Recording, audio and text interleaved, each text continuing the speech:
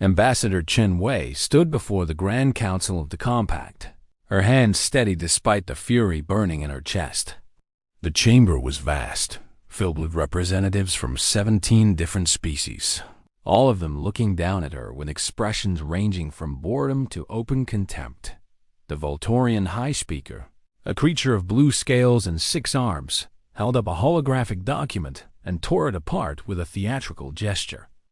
"The Compact has reviewed the situation," the High Speaker announced, his voice echoing through the chamber. "We've determined that the treaties signed with the human collective are no longer beneficial to our interests. As of this moment, all agreements regarding territorial boundaries, trade routes, and military cooperation are void."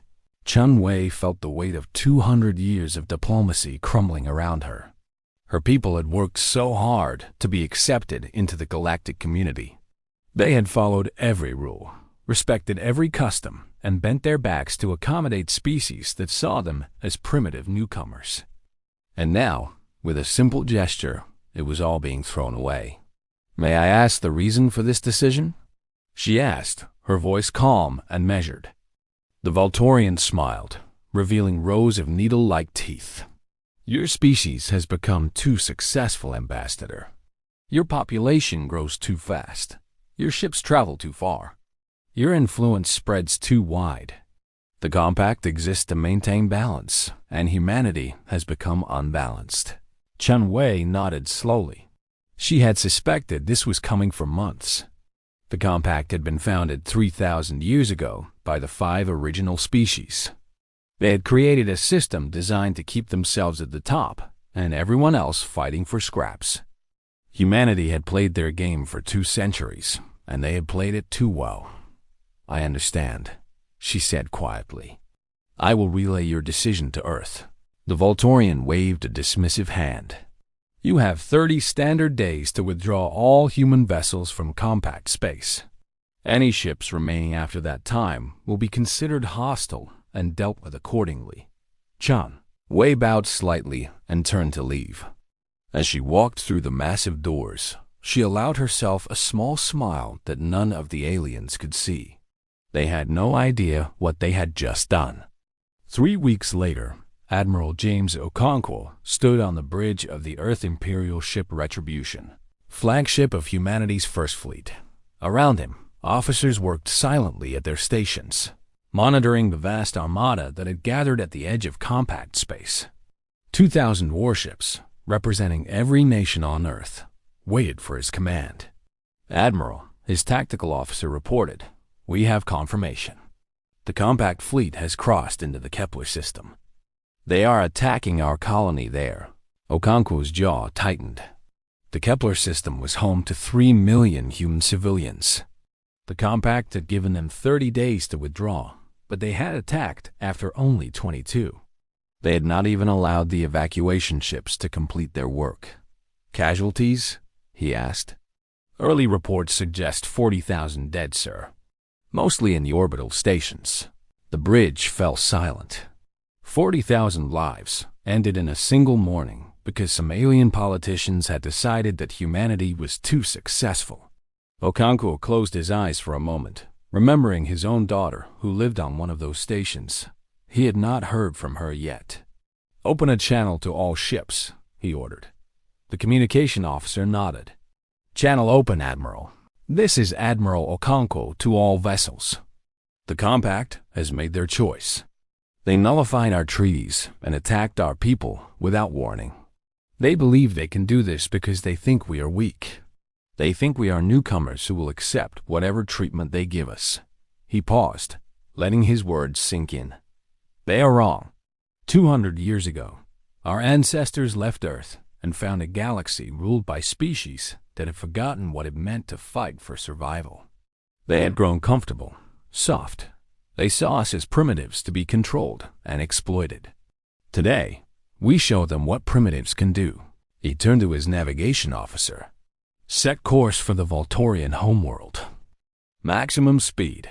The First Fleet moved as one, 2,000 ships accelerating toward the heart of compact space.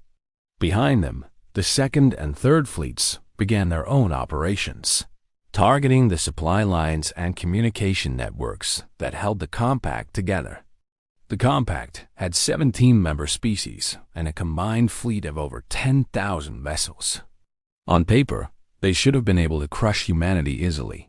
But the compact had not fought a real war in over 1,000 years. Their ships were designed for intimidation, not combat. Their crews were trained for parades, not battles. And their commanders had never faced an enemy that refused to surrender. The first major engagement happened in the Saarn system, where a compact defense fleet of 500 ships waited to stop the human advance. The battle lasted less than 4 hours.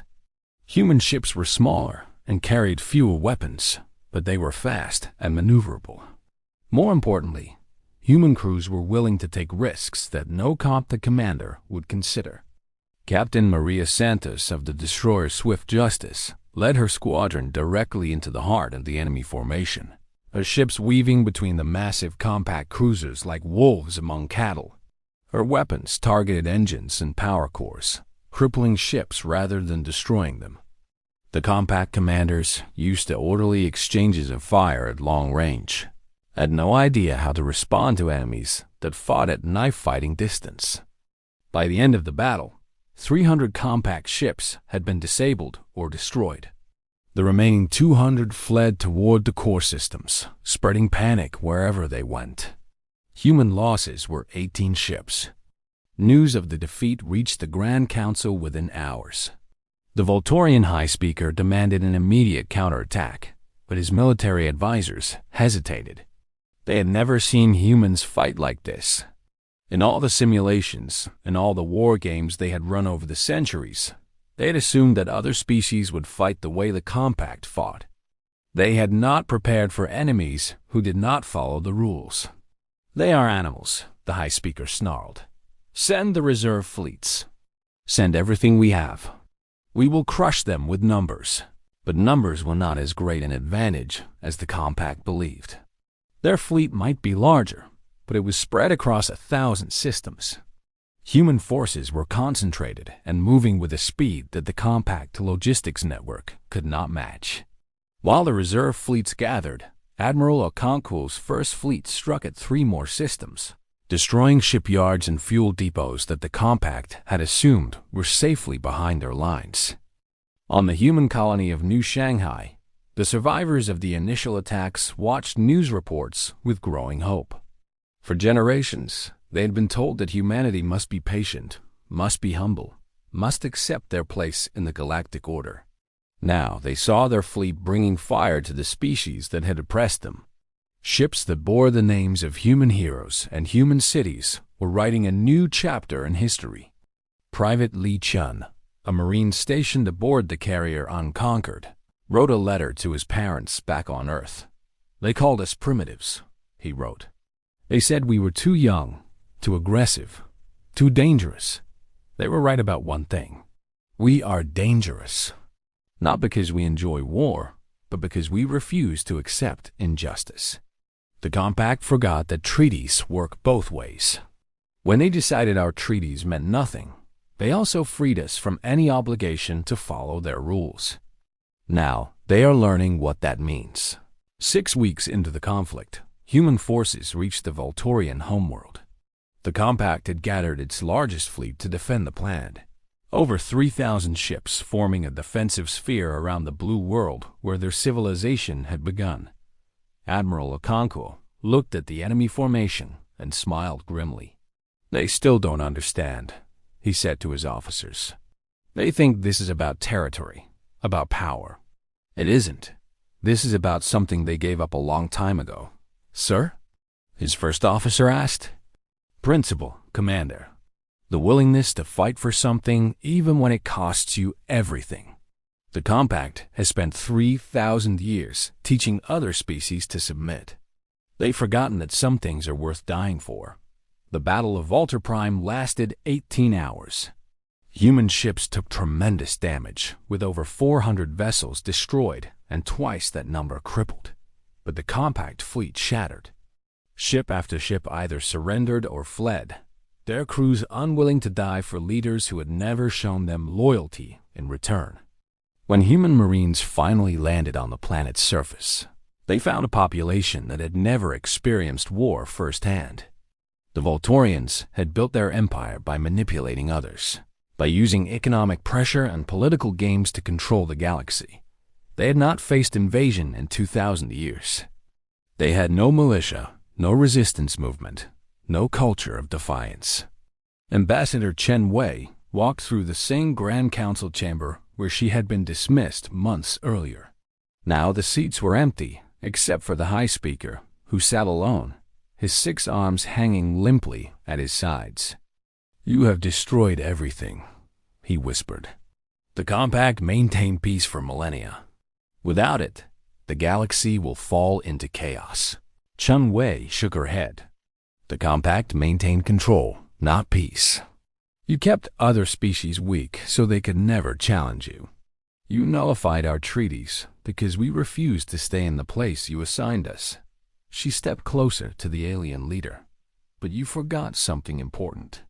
When you nullify a treaty, you release both parties from its terms. Every restriction we accepted, every limitation we tolerated, every time we held back to avoid offending your precious compact. You freed us from all of it." The High Speaker looked at her with something like genuine confusion.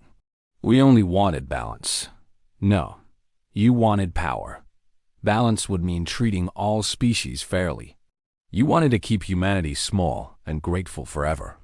You thought that because we were young, we would be easy to control." Chen Wei smiled coldly. "Our species survived ice ages, plagues, and 2 world wars. We built civilization from nothing over and over again. We crossed the void between stars and ships, held together with hope and determination. We are not easy to control." In the months that followed, the Compact dissolved. Some species joined a new alliance with humanity, one built on genuine equality rather than forced submission. Others withdrew to their own territories, happy to be free of both human and Compact influence. The Volturians themselves were reduced to a single system, their empire scattered like dust in the stellar winds. Admiral Okonkwo retired to a small farm on Earth, where he spent his remaining years teaching history to young students who would grow up in a galaxy that their grandparents could never have imagined. He often told them the same lesson.